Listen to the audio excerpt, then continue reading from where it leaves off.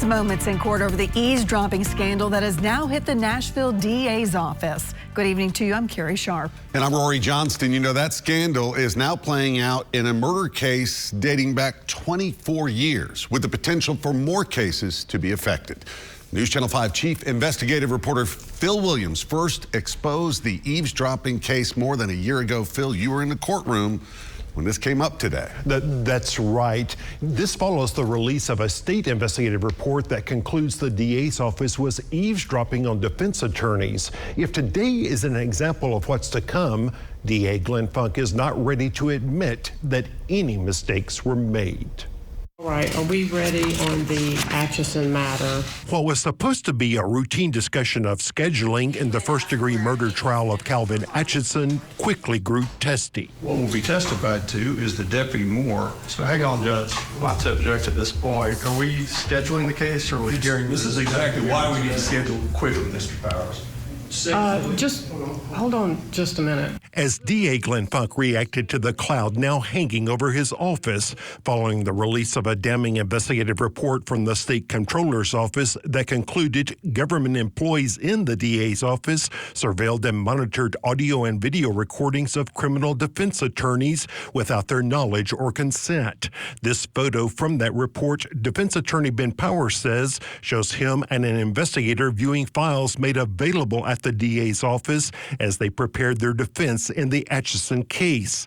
What they did not know was that the DA's office was recording their conversation.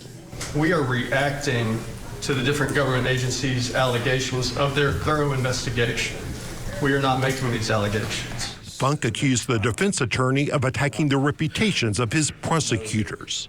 This motion filches from them their good names, and so what I'm asking for the state is, because of the damage that's done just by the filing of this motion, because of how outrageous this motion is, state's asking for an immediate hearing in this case. But Powers told the judge he needed time to dig into the investigator's findings about the scope of the surveillance in and around the DA's offices. We need time to do the thorough due diligence, issue subpoenas, get records, go through it to be sure that we can have a full hearing on all the information that's available.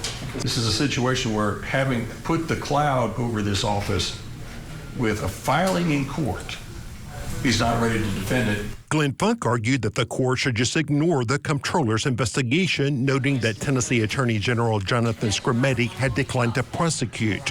What the DA did not tell the judge was that the AG had warned about exactly this sort of ethical issue being raised in criminal cases handled by Funk's office. His photograph was in the report.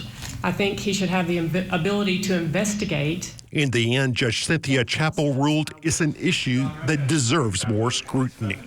There is certainly needs to be a determination made of, number one, whether there is a conflict of interest, and if there's not, whether or not what we know creates an appearance of impropriety. And then we need to determine the remedy. Now, in a response filed this afternoon, the DA's office says the comptroller's investigative report is, quote, filled with inaccuracies and misleading innuendo.